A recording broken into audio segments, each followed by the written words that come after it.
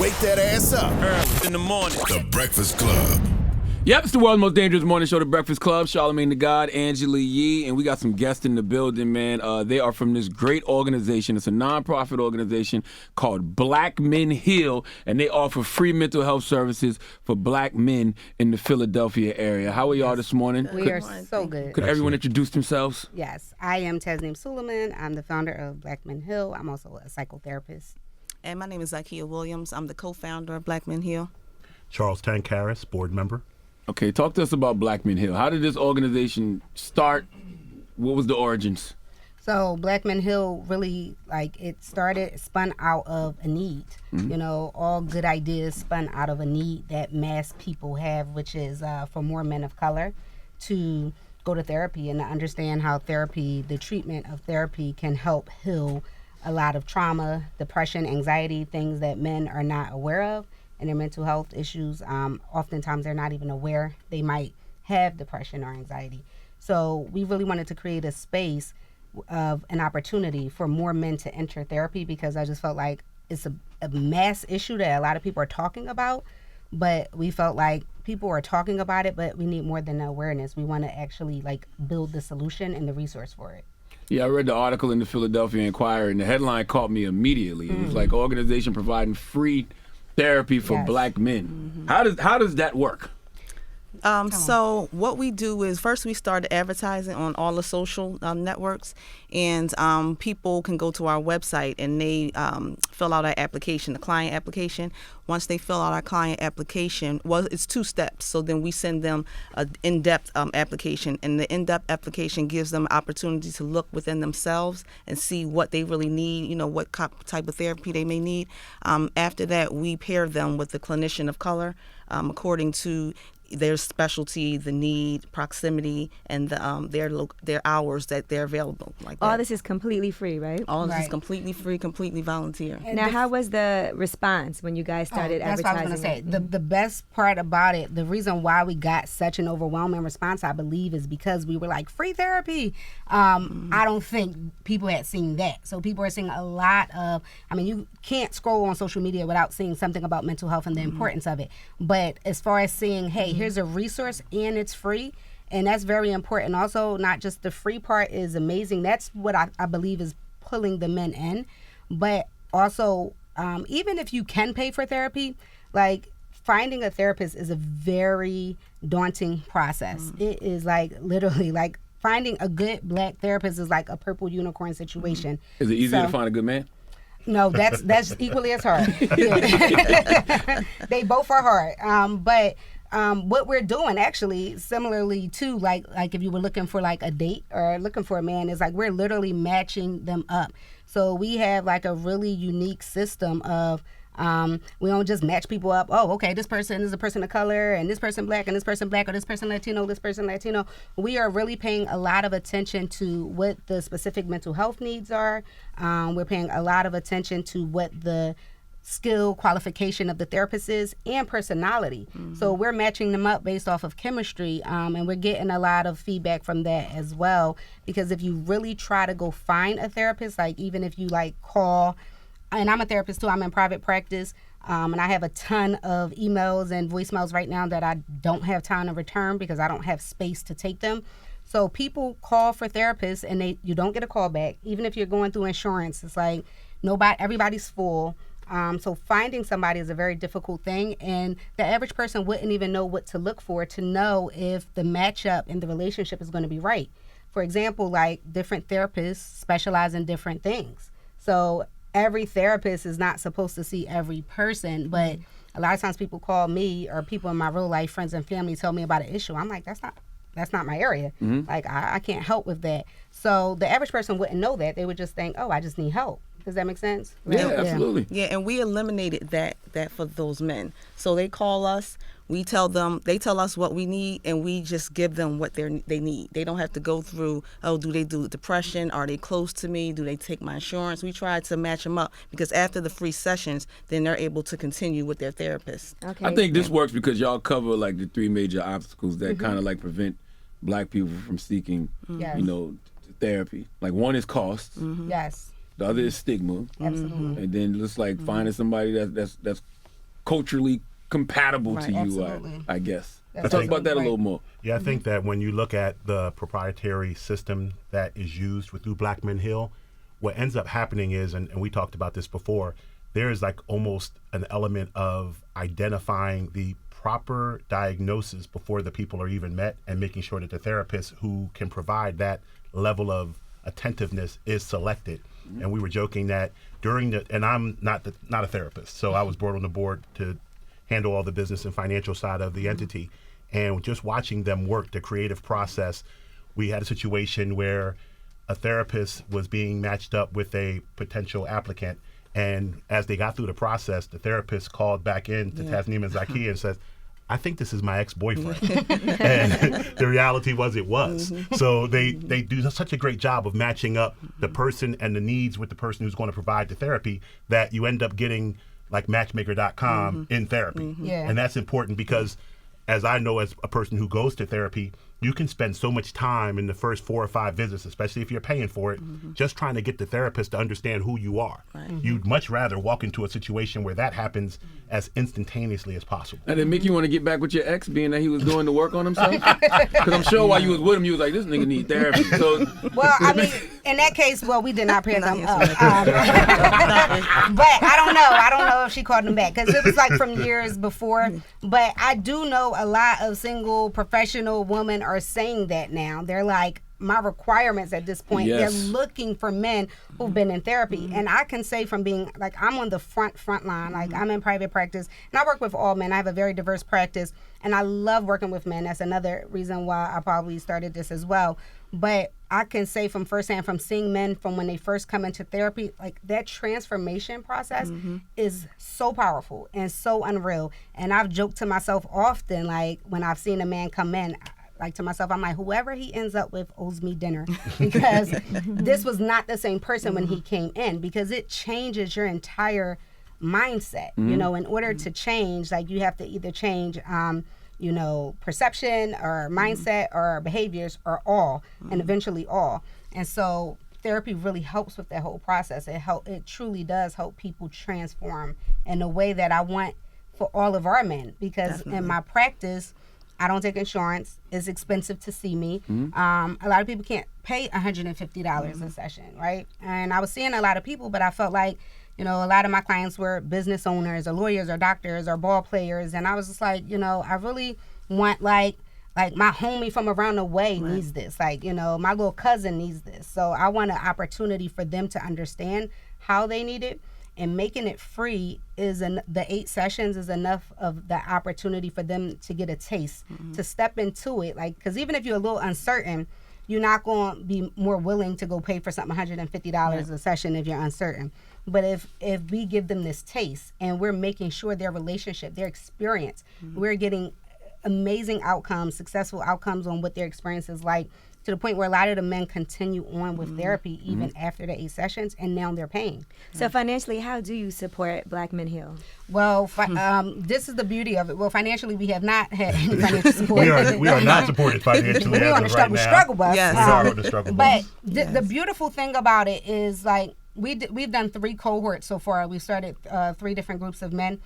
This has literally been blood, sweat, a whole lot of tears, and people coming together. Like, this mission, more than anything else, has taught me about the power of us coming together to create our own solutions, not waiting for nobody to create them.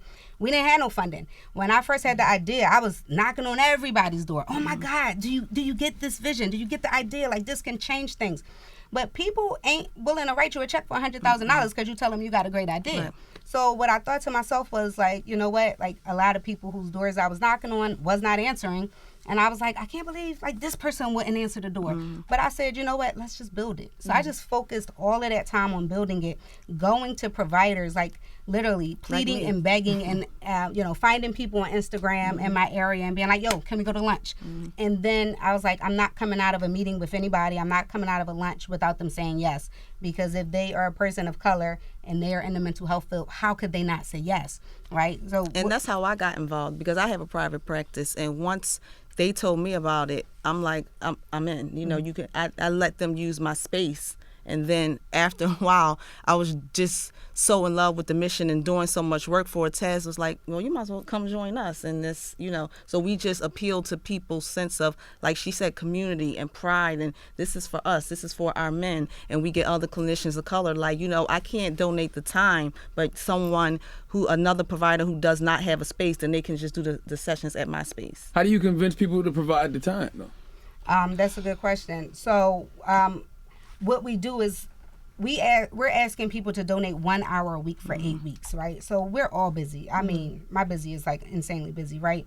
But if you believe enough in the mission, if you have the hour, then that's a great way, because the clinicians get to choose whatever hour. So if they're like, I literally have like a Monday morning at 7 a.m. We say all they have to be willing to do is to give us an hour. And we'll say, we will do all the rest of the work. We will find you a man who could go to 7 a.m. We also use telehealth sometimes in addition to the brick and mortar locations. So that's one way. And sometimes people don't have the time. So sometimes people support us by donating money, which is, of course, we need greatly, or they donate their space, or they just like offer us mentorship, So there's so many different ways to support. This has also taught me that never again will I say I support something and it's not in action. Right. And so support can't just be a word, there's something everyone could do to help a mission like this. And so we've been able to pull it off. So far, we've donated 46 men times 8. What's that? 368. Oh, okay. That's the math dude. We've donated 368 sessions so far for free with no money, no funding. Wow. So those 3 programs, the 3 pilot programs, was us to build the program, and before we even went and asked for funding, right? And we're about to, next week, we're starting a new group of men. It'll be our largest group of men. This week, guys. She's not playing these games about this mission. She's like, okay, I know we got the Breakfast Club, but these men is waiting on the list. She plays no game. This week we'll be starting, I think, 20-something men. Yes. And now we actually have providers. Before I would go beg and plead. Now we actually have them reaching out to us because they get it now. Like, it's almost like now people are seeing it and they're seeing the outcomes. And a big way we're getting people to step up and support is the men. Let me tell you about our men. Oh my gosh. Oh my God. But that's let her tell you. These are her babies. Well, before, the other thing that you asked, how do we get them to come on? The providers also, some of them are starting out in private practice, so we're actually helping them to build their business, because once they get a man, then they'll continue on, and some of the men might refer other men to them. Some of the providers aren't licensed, so Taz is licensed. She provides them the hours, like the free supervision, free supervision and stuff like that. So that's the way. But and you asked how do we get them to come, it was like, we created this safe space for Black men, and it was like a rallying cry. It was like, soon as we opened the door, the floodgates, they were like, they wanted to tell us everything that was going on. And they just, the issues range from, depression, anxiety, PTSD, to something that's small, not small, but, I just want to be a better father. I just want to be a better husband, things like that. And when I'm the client liaison, so I get all the client applications, and some of the men, just the vulnerability that they put onto just the application, alone, it's like, Taz, I'm like, okay, so when, because she's like, oh, we got to do that. No, we need, because I don't want people to wait. If they have these emotional issues, I want them to be able to get it out. And in addition to that, so what we did was we instituted a group as well for people that was on the waiting list. So if they came on, they applied, and we didn't have the cohort started yet, we would let them go on the groups. And we had a positive response to that as well. I think the other thing that you really have to look at as far as finished product is concerned, in our community, as a Black man, so they get a lot of grief from time to time as, why are you women, supporting, this mission for Black men? Where are the Black men stepping up? But, in our community, unless you're at the barbershop, everything that seems to happen in the Black community gets started by the sisters. Absolutely. You go to church, the deacons, you got deacons, and they're all the female deacons. No matter where you go, the sisters are leading the movement. But at the end of the day, we put value back in the community by putting healed men back in the community. Absolutely. You put fathers, you put husbands, you put big brothers, you put mentors, you put men who are now more complete versions of themselves. And that's quantifiable. So a lot of the things that don't get seen in this mission is the output in the form of data that they collect from the therapists, and that Zakia and Tasneem are constantly producing data that shows, hey, a mentally healthier man is more likely to earn more per hour. He's more likely to commit less crime. You know, these things that we already have this negative stigma in this country for black men as it is. Now we're putting factual data on in people's faces saying, here's what happens when you make a black man more complete. Yeah, I think it's better for sisters to be leading the organization, because I started going to therapy because of my homegirls, because of my wife, and I just think it's something very motherly and nurturing about a sister telling you to go do the work on yourself. No doubt. You see female coaches now in football and baseball and basketball. We are always, because there's so many single black mothers and big sisters, we're much more likely, and that immediately breaches that whole male ego thing of, oh, dude, you can't tell me nothing. But if a sister tells you, I'm going to listen. I'm going to listen. I'm going to do this. Yeah, women can convince you to do some good things and some crazy things. I started arching my eyebrows back in the day because a woman convinced me to, but that's a whole other topic. Now, why is it important to have therapists of color speaking with patients of color? Because if you, like right now, if you call the back of your insurance card, if you try to go find a therapist, like 90% of the list on the back of their insurance card is not going to be people who look like you. It's important because when people are trying to find a therapist, they're looking for people who look like them, ultimately because they're looking for somebody who's going to identify, you know, and there's also not enough of us on the side of therapists. I love this mission also because I feel like one of our big purposes of this mission is also to try to advocate in the sense of like going into the schools and the colleges. Like a lot of, especially black men, we definitely, only 4% of black people are psychologists. There's only 4% of psychologists who are people of color. So it's important because we need more people going. We need that percentage to increase, right? And a lot of people don't think about this as a field, especially not men. Actually, men, I just want to give a little shout out to men. If you want to go into a field of therapy, even at a master's level, like getting licensed, like there's a lot of money in it. Like people don't realize that you got to learn how to capitalize off of it, right? But therapy is expensive. I mean, literally, like therapists at a master's level are making $100-something an hour. Like that's good money. And these are things that like people in high school and colleges could think about as a field of you could help people. And I also want to say, of course, I'm biased, but therapy is very important to me. I've spent a lot of years on both sides of the chair. I am who I am based off of therapy, being on both sides of the chair, receiving and giving.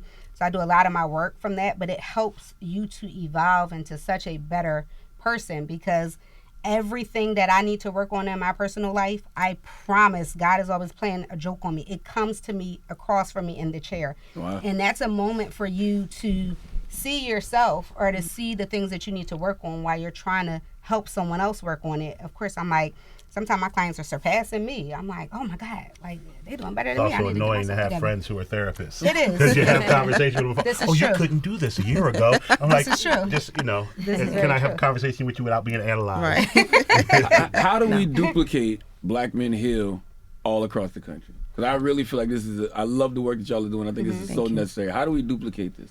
Well, of course, money. Funding is like the number one thing we're at this point now in the mission. We're still servicing the mission, but like our focus completely, in order to keep servicing it or for it to keep growing, we need funding. Where would the funding go? The funding would immediately go to, so right now all of our therapists are volunteers and it's harder to get the providers. So what we do not have a problem with getting, believe it or not, is the men. The men are there. Like we have a long waiting list, but not enough of the resources. So the funding would go into paying the providers. I believe that it would be easier to get providers to sign up if they were getting paid, so we could hire them as opposed to them having to find an hour to donate, right? So the funding immediately would go to us getting more providers, more locations, more spaces, and clinical managers. So we need people to like manage over the providers. We make sure that this program is also, because I'm like the clinical person on this team, like it has to be ethical and it has to be quality. And so like just making sure the all of the clinical parts of it legally and ethically are also sound.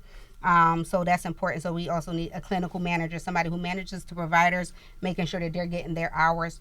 Some of our providers might be like in PhD programs, so it's a good opportunity for them to get hours. Like they need like clinical hours. So a lot of times we get people that way, and we just provide the supervision. So we need people to provide supervision. We need people to provide space for us. We need spaces. And I also think it's important for a program like this that we don't just have one Blackman Hill location. So that's why I love the idea of pulling together, like throughout an entire city. Like in Philly, for example, we have providers all over. And that allows to us to break down the barrier of transportational. So let's say it's like, I want to go to therapy. I get off at 5. I got to get home. I got to get my kids. I might have this little hour. I might not be able to go. Like, that's a barrier now. Go all the way across town. So we want to make sure that there is someone you could see in your actual community. So that's why it's like a pulling together type of thing, even once we get the funding. And that's important from a quality control standpoint. So you think back to when McDonald's first started franchising and the meticulous nature in which they went from location to location to make sure that a quarter pounder with cheese in Missouri tasted exactly the same as a quarter pounder with cheese in New York. Whereas the actual sitting in a chair across from your therapist is a very individual and unique experience. The overall nature of what Blackman Hill provides has to have a level of uniformity and a level of consistency so that the standard doesn't fall off, because you don't want anyone who comes through this program to have a negative experience, because it will spread and in a cancer-like way. You don't want it to ever be a situation where the brand gets watered down. Well, how can people reach you guys if they want to participate, donate, and ask any other questions? Yeah, so, we have a website, is blackmanhill.org. You can also follow us on social at Blackman Hill on Facebook, Instagram, and Twitter. If you want to donate, you could literally, anything. This has also taught me that when people be like, even $1 helps, I used to think like, come on, how could $1 really help? Now that I'm on this side of it, I'm like, no, I'm serious. $1 really helps. Like, it means a lot. Because if you get a bunch of people to give $1, it really means something. So you could also donate to PayPal. You can find us info@blackmanhill.org on PayPal. You could donate directly to our Cash App. You could buy our shirts. We have like merchandise. You can go to the website. What's the Cash App? The Cash App is BMH Blackman Hill.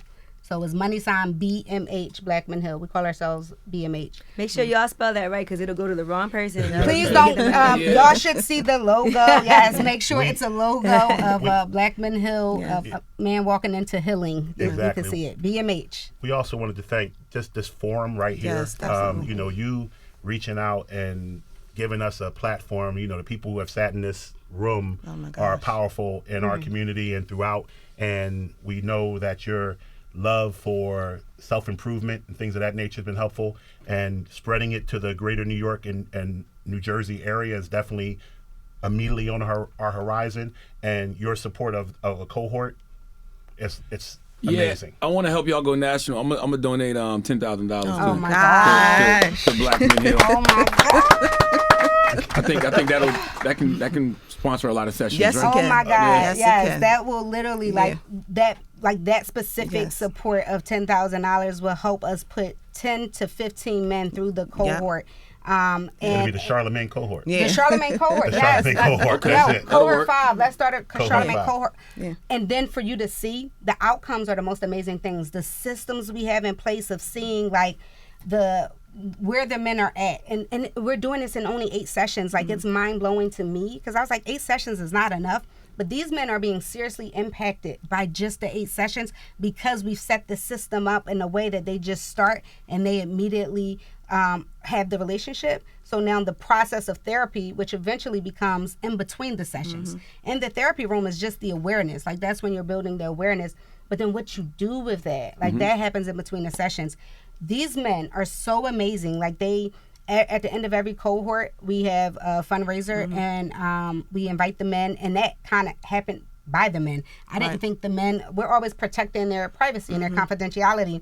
And we had like 2 brothers that came through that spoke at one cohort, and then I had the other brothers DMing me like, what about us? Are we going to get a chance to meet other men? Are we going to get a chance to share our stories? And I'm always like, oh my God, I didn't think you would want to. They want to share their stories. And their stories is what attract other men. Like when we post their stories, you know, it's like regular dudes are looking at them like, oh wow, if it can happen to them, then it can happen for me. And that's how you help to eradicate the stigma, by everybody just telling their story. Yep. That's so true. That's the piece of the stigma. So our slogan is heal men, heal men. Yes. The saying, hurt people, hurt people. Oh, I love it. Heal people, heal people. Right. So heal men, heal men. Yes. Our men they've been some of the biggest supporters of how we've kept growing. The men we've serviced, that's the beautiful thing about it. We service them and then they give back.